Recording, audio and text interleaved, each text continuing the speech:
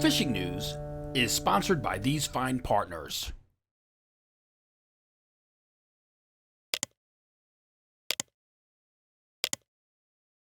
Get to your dealer now for the Power and Performance Sales Event. Get up to 7 years of Yamaha warranty protection free, or earn up to $200 in dealer credit. Yamaha Power and Performance has never been a better value. I'm not much of a basketball fan, but I do know March Madness when I see it. I guess it's a little bit more like March Fastness at this point, right? Seems right. Jim Hutchinson, New Jersey, Delaware Bay edition of the Fisherman magazine. It's March 7th, 2024. We've got a full week of striped bass reports under our belts. Yeah, striped bass action is underway out back in the rivers, bays, creeks, all those estuaries, and all due respect, it really does look like it's going to be another banner spring here in New Jersey. And as I said last week from the floor of the Atlantic City Convention Center for the AC Boat Show, stripers are indeed stacked up in local rivers. Hackensack, Raritan, Toms, Mullica, Great Egg on down to the tributaries and flats along the Delaware. I happen to be at one of the shops where you're going to be driving past on your way to one of the preeminent spring hotspots for striped bass here along the Jersey Shore, and that is Empire Tackle. You're thinking Graveling Point just a little bit south of here, or maybe down near Tuckerton Beach.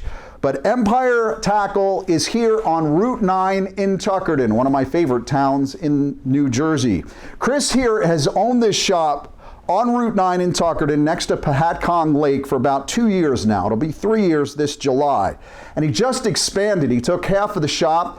What was half of the shop was his full shop. Now it's doubled in size. Expanded with a full array of gear. Yes, bloodworms for the spring. He's got live eels. He'll have minnows this season. Inshore, offshore, freshwater. Chris and his staff tell me they've even gotten requests for fly stuff. They'll have that in here. There's a little freshwater section, whether you're going to fish in Pahatcong Lake or maybe head out into the pines someplace. Side trackers, daisy chains, hand-tied fluke sea bass and tog rigs. Gulp, lots of gulp. And really, you've got to stop in here. And especially if you're coming down, like I said, to fish along the Mullica, or you're looking for some of those spring stripers. He does have a big batch of bloodworms here now, and just like a lot of the shops here along the Jersey Shore right now, trying to stay up on top of all the bloodworm orders and the need for this spring. They're open every day, 7 a.m. right now, but they will be opening at 5 a.m. soon, just as things start to catch fire here in the next several weeks. We'll talk about that Mullica striper action in just a few short minutes, but first let's revisit the big meeting in Galloway Township tonight. Again, Thursday, March 7th, 5 p.m., the Atlantic County Library there in Galloway Township. It's at 306 East Jimmy Leeds Road behind the police station. Now, earlier this week, we sent an email from the Fisherman magazine. I hope you received it. It has a feature story that comes from the March edition of the Fisherman magazine, but it has a link in there on all the meeting details. So yes, if you cannot physically attend tonight's meeting, you can get the webinar portion starting at 5 p.m. Register early. All that information is there. I'm going to put it down into the YouTube description as well. These, of course, are the options that we've been talking about for several weeks. They're making the rounds. Now, the word I got at the Atlantic City Boat Show last week is that the council's advisors for fluke are sending a unanimous vote back to the full council. They'll have that presentation tonight. But they want that one single option 32, which is 3 fluke at 18 inches and above, a season to commence on May 4th, ending on September 25th, which amounts to a 145-day season. I spoke to a representative of the New Jersey Fish and Wildlife, Division of Fish and Wildlife, last week at the Atlantic City Boat Show, and that email survey that the state had done last week, apparently the vast majority of folks that responded also wanted that option 32. So it would appear that the New Jersey Marine Fisheries Council's vote Thursday night, tonight, is going to be a no-brainer. But again, to paraphrase the words of the great Chris Berman, that's why they hold the meeting. So I do expect standing room only there at that tiny little conference room at the Atlantic County Library in Galloway. And according to the weather forecast, folks that are going to be left to stand outside, you may want to bring your helis and your hook boots with a little bit of rain. But I will remind you of this. It's an open public meeting.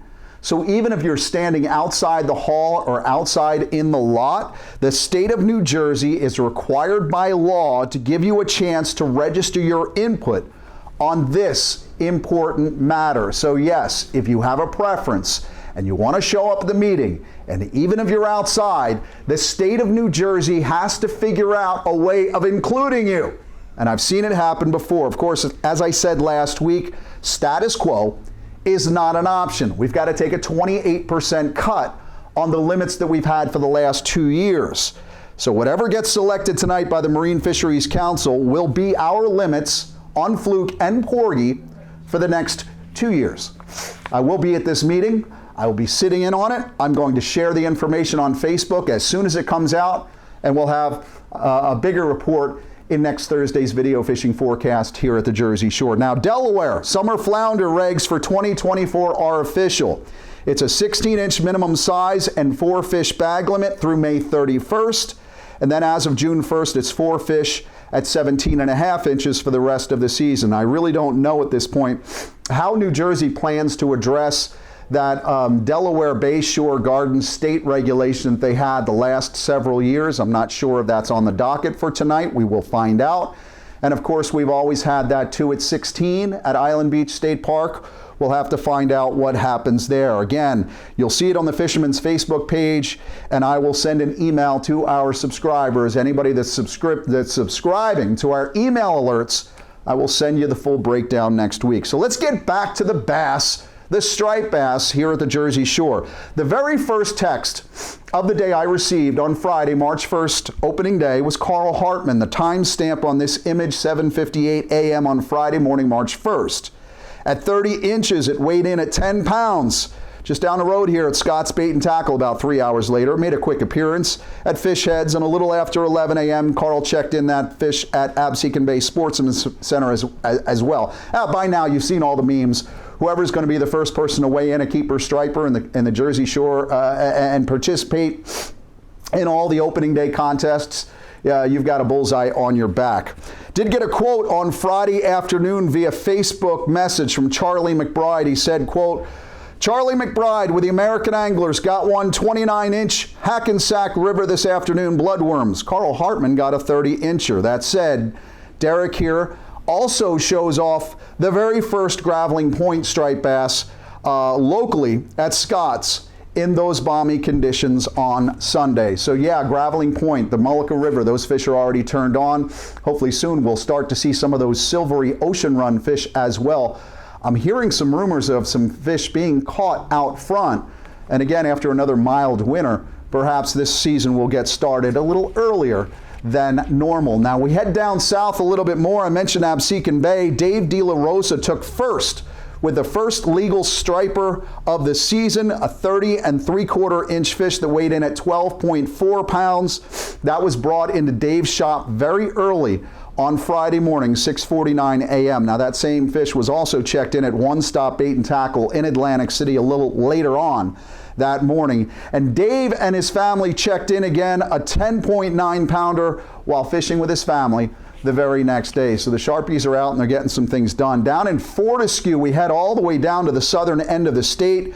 Kenneth LeGrandier had the first legal striper already weighed in for 2024 at Higbee's in Fortescue. Another bloodworm fish. That one was 28.5 inches in length. A lot of winters, when we do have a traditional cold winter, Fortescue Beach really doesn't turn on until later in March. So it's pretty cool to see some of those fish being caught, registered, weighed in, those 28 to 31 inch fish. Yes, folks, people eat striped bass.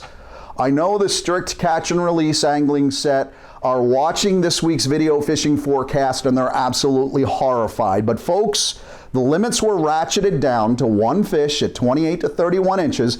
That's legal. It allows somebody to go out and harvest a fish. I myself like to consume a striped bass every once in a while. So do many others. It's allowed. So do me a favor. Take a deep breath and let it out. For more than 20 years, anglers everywhere have come to know one thing, that nothing says no to fish bites. 8-year-old Jace Emanuel showed off his catch and release striper to Phil and the boys at the tackle box. I also believe on Sunday in those warmer conditions. Forgive me, I got a cold from the Atlantic City show last week. Word is that this fish for Jace and Dad E-Rock, it was caught on a bloodworm doused with finessence, which brings us to the open boat feature of the week. Jenni Ackerman had an opportunity to run up to the tackle box in Hazlitt to learn about Matt Calabria's worm ball, and she sat down with Phil Fiorentino at the tackle box with a complete description on how you can use and reuse the worm ball for spring stripers. Hi everyone, welcome to this week's Open Boat. Today we're in Hazlitt at the Tackle Box, the legendary Fish 36, a tackle shop loaded with history, and we're here with Phil, and he's going to give us a rundown on basically a striper season cheat code bait here, the worm ball. Thank you, Jenny. So I'm going to just tell you how we came up with the worm ball. Historically, the first striped bass are caught this time of year on the bayshore flats. So what happens is the fish come in and pick on the mud for worms, and when you get a couple warm sunny days at low tide, that sun warms that mud, and then when the water runs over it, the temperature goes up 3 or 4 degrees, the fish turn on and they pick for the worms. So we would go early season with bait holder hooks and bloodworms, sandworms. The problem was, when you put 3 or 4 on the hook and you cast it, they would fall off. So about 10 years ago, one of my employees, Matt Calabria, who's now the mate on the Just Saying, came up with this little genius idea, and we called it the worm ball. So I'm just going to go over how to make one. You can use bloodworms, sandworms. This week we have bloodworms. So what we do is we take a shop rag and we cut it into pieces where the hem is. So that's a double hem there, and that's really strong. We put it on an inline circle hook. That's a 5/0. I'm using the Salt X from Tsunami and a 30-pound fluorocarbon leader from Yozuri. I like the pink stuff. It's invisible, more so than any other color. And we use the number 2 barrel swivel on there. So it's about 24-inch leader. So we take the double hem and we put it on the hook. You can't get that off. So that's going to be our little rag where we're going to tie the worms on. This serves as 2 purposes. Holds the ball with the bait thread, and then we soak the rag with finessence clam oil. And this is the magic cheat code right here.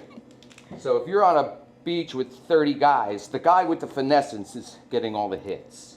It has a pheromone in it, and it causes the fish to eat when they're not even hungry. So that's one of the main things about the worm balls, is the finessence. So we take a couple bloodworms, and you're not even putting them on the hook.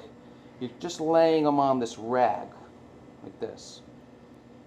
Then you take the bait thread. I'm going to put it on, just loop it on the hook before I start wrapping.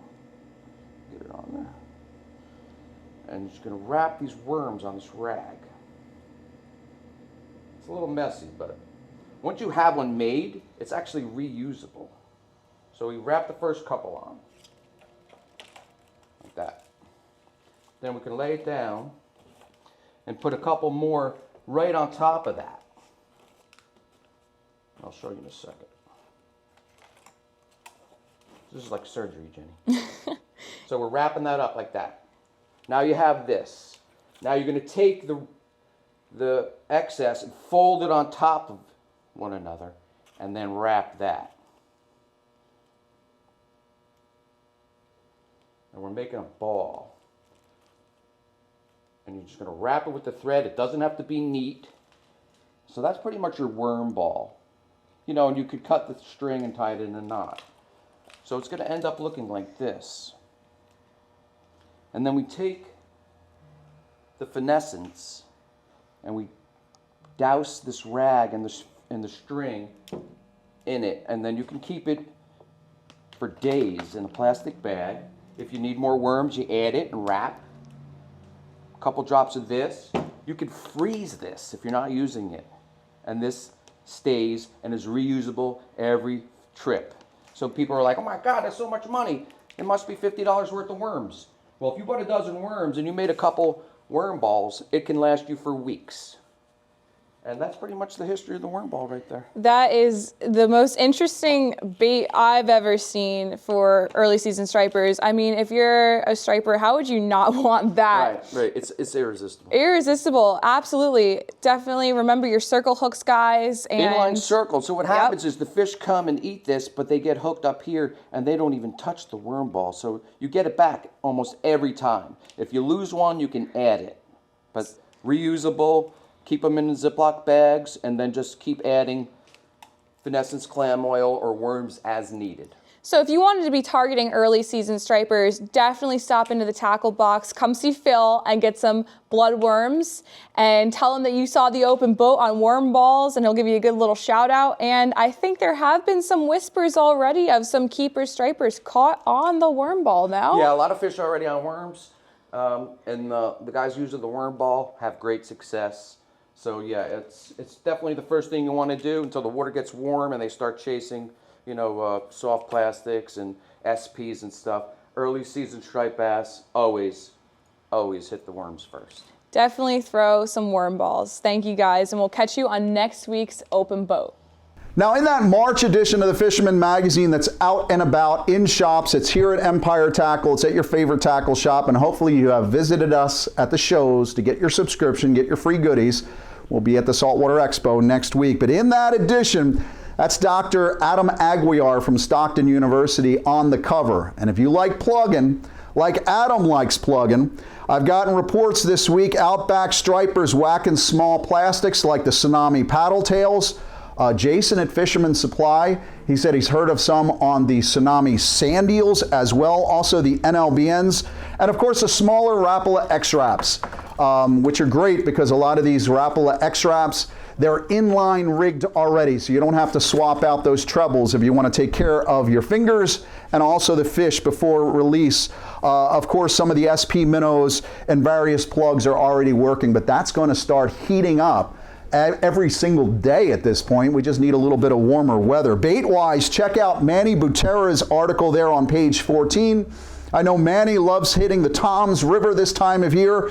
Just keep in mind that the more rain that we get often pushes those fish a little farther east in the Toms River. It's all that fresh water that comes out the Toms, tends to push those bass and scatter them out. So earlier this week, I talked to Dennis at Hook House Bait and Tackle in Toms River, and he said, yeah, some of that rain kind of pushed those fish east. The kayakers, of course, are having better luck because they can cover more ground.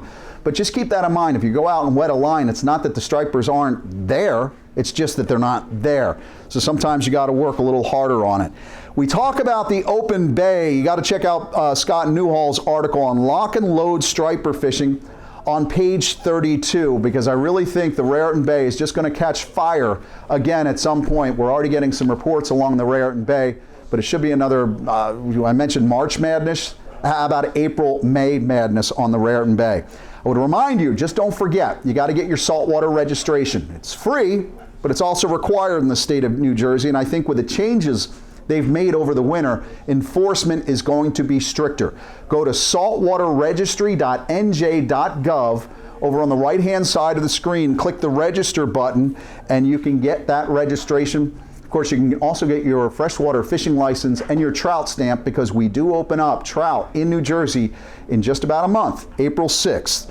Now that most of the opening day prizes for striped bass have already been distributed, we'll enter the next phase of the striped bass fishery here in the Garden State. A lot more catch and release, especially for folks throwing those small plastics. I spoke to Bob Stavola at the Atlantic City Boat Show last week. He sneaked out onto his boat on Saturday morning. God, I can't wait to get my boat splashed again. If you saw the Instagram post of me with that little striper, that wasn't this year. We were just promoting the fact that the back bay is open. My boat is still sitting in the yard. Bob's is not. It's on a trailer. He dropped it somewhere in Atlantic County on a tidal river over the weekend. He managed to boat 4, the biggest measuring in at 27 inches. Snap jigging zooms and other soft plastics is what Stavola told me. He said, quote, "They bit equally on both green and white. Marks were far from stacked." Again, I talked about cold water and the fresh water. They're going to be scattered some days, stacked on others. But he said more like a few concentrated pockets of fish here and there. They were reluctant to bite. That was on Saturday, but when they did, they weren't shy about thumping the jigs. They seemed to turn on at the top of the incoming tide. That said, the transition to spring in the New Jersey, Delaware Bay region includes some season-long events. So while those opening day or those first stripers of the year generate some cash prizes, we also have tournament season kicking off. Andy at Riptide Bait and Tackle, for example, they started the Spring Derby on March 1st. That will carry on through, I believe, in May. You can also check in with Andy there because you can get that Derby pass and get your mobile beach permit access there on the rock there in Brigantine. I'm not sure if Andy's actually back from Florida yet. I snoozed him on Facebook because I couldn't look at his cocktails under the palm trees anymore. No winter flounder reports as of yet, not making my phone calls on Monday. I did speak to Tommy at Fisherman's Den in Belmar. He said folks had been out over the weekend. They stopped in the shop, they bought some clam chum, they bought the bloodworms, but he hasn't gotten any reports just yet. I guess my thinking is too, with just a 2-fish limit at a 12-inch size, that kind of keeps participation down. It's the same thing with weak fish. I think with a 1-fish bag on weak fish, that just stops people from going for them altogether. But that is too an option. Winter flounder, right along the bulkhead, the docks, the piers, especially behind Belmar someplace, and there on the Shark River. If you want some tactical advice, go to thefisherman.com. Up the top of the page, you'll see a button that says species. Under species, you can get tactical information on all the species under there. Winter flounder is one of them if you want some tips and tactics to score. The New Jersey crew from the Fisherman magazine is in between shows this weekend. Who knows, maybe I'll even get out fishing a bit.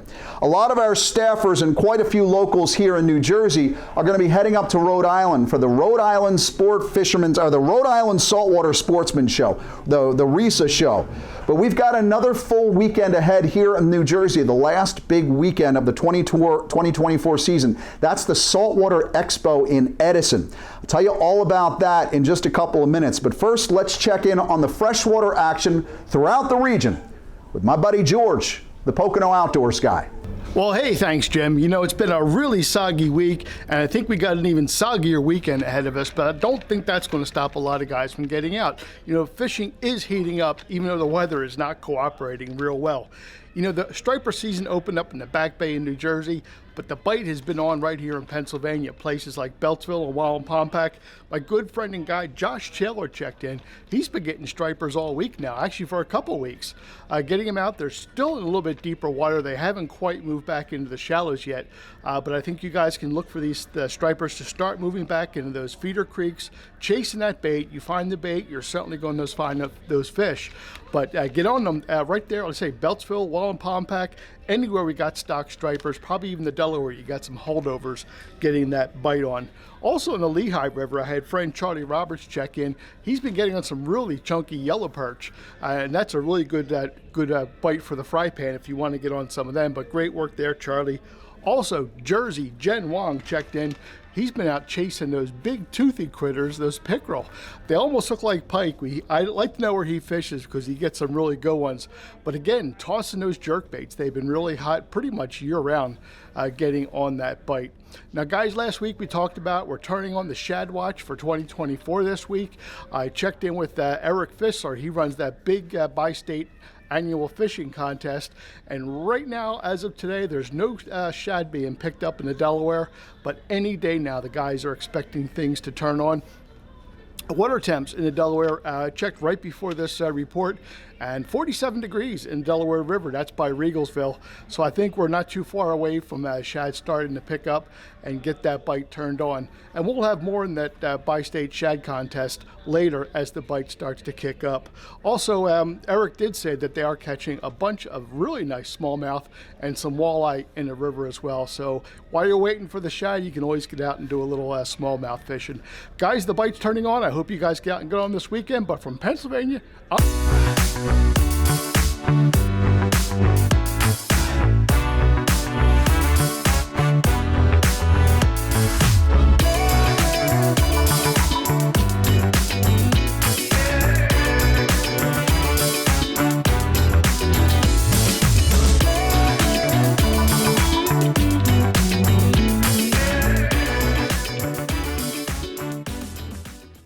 From the Pocono Mountains to the Pacific Coast of Costa Rica, let's check in with Captain Ben, jackpot sport fishing out of Marina Pez Vela in Capos.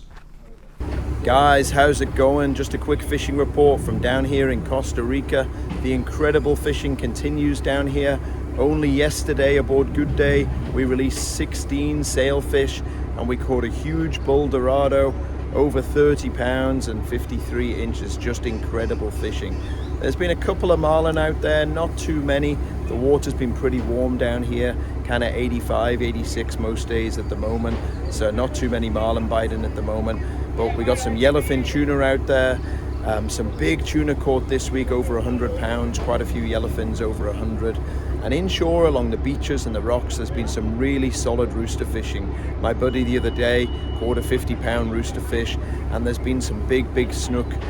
Costa Rica is famous for Pacific black snook.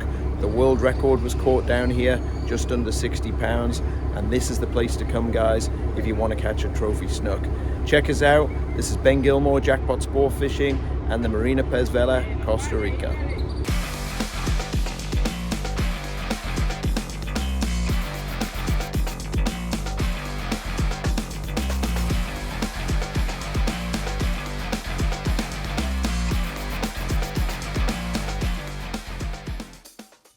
As I mentioned before, George and Ben, they're next Friday, Saturday, and Sunday, March 15th, 16th, and 17th. The Saltwater Fishing Expo returns to the New Jersey Convention and Expo Center. That's at 97 Sunfield Avenue in Edison.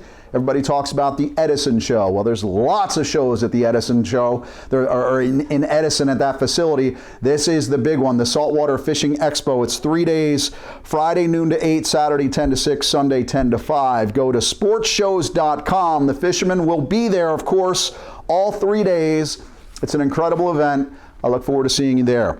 Next Saturday, down in South Jersey, you'll also have the Ocean City Red Raider Fishing Flea Market. That's March 16th from 9 to 1 at Ocean City Civic Center at 840 East 6th Street in Ocean City, New Jersey. Not Maryland, my old hometown of Ocean City, New Jersey. Admission is $5. Proceeds go to the Ocean City High School and intermediate school fishing clubs. For details, you can call Nick Verducci, who I saw at Fanatics last week, 609-408-0196. There's also another event in Frenchtown, New Jersey. I believe this is where you'll find a lot of the old Sargentville guys. That's Sunday, March 17th from 9 to 2 at the Kingwood Fire Hall. That's at 952 County Road, Route 519. You can call Tom for details on that fishing flea market, 267-885-7179. That's next week. We'll have more details in our video fishing forecast next Thursday, March 14th. That's when we'll break down what happened at tonight's meeting in Galloway. Again, 5 p.m. tonight, Galloway Township. We'll find out about fluke regulations. Everybody's chomping at the bit to find out what option was selected when we start fishing for fluke. And if you've got opinions about what should be selected, I would encourage you to see the link at the bottom, because even if you can't make the Galloway Township meeting in person, make sure you log in and register your thoughts there. It could be a quick meeting, could be a couple of hours, but I'll have all the details. I'm sure the meathead here was yapping about the Gaza-Israel conflict because he's clearly more interested in national and international politics than what's happening at home in New Jersey. But between fluke and flounder, hoagie and sub, Taylor ham and pork roll, I kind of think that a two-state solution has always been simmering on the back burner here in the Great Garden State. Now, last week, I bring this up because I mentioned the $3.1 million that the governor's budget for 2025 has siphoned out of the DEP. He's short $3 million. Well, according to the patch, that's about as much money that the State Parks and Recreation lost last year due to Phil the Panderer charging only mobile beach fishing permit holders to access Island Beach State Park and letting everybody else go in free. That fee holiday is expected to come to an end this year. The state is losing too much money. What they estimate is $2.7 million. Just last year, $3 million short on the DEP. If you add this up, this 4-year fee holiday has cost the state over $10 million. I believe that's what they mean when they say rob Peter to pay Paul. I doubt I'll see Commissioner LaTourette or Governor Murphy at the New Jersey Marine Fisheries Council meeting tonight, but I do hope to report what happens next week. And if I can take a cheap shot at the governor again, I will. It's not partisan. He's just not there when it comes to recreational fishing. But I hope you are. And when it comes to recreational fishing, we got stripers on the sod banks here in Tuckerton, Little Egg, right along the Mullica. The Great Egg is firing up. We're getting reports from down along the Delaware, and of course, due north, the Toms and the Raritan, all on fire as well. Catch them up this weekend. I'll see you again next week right here at thefisherman.com.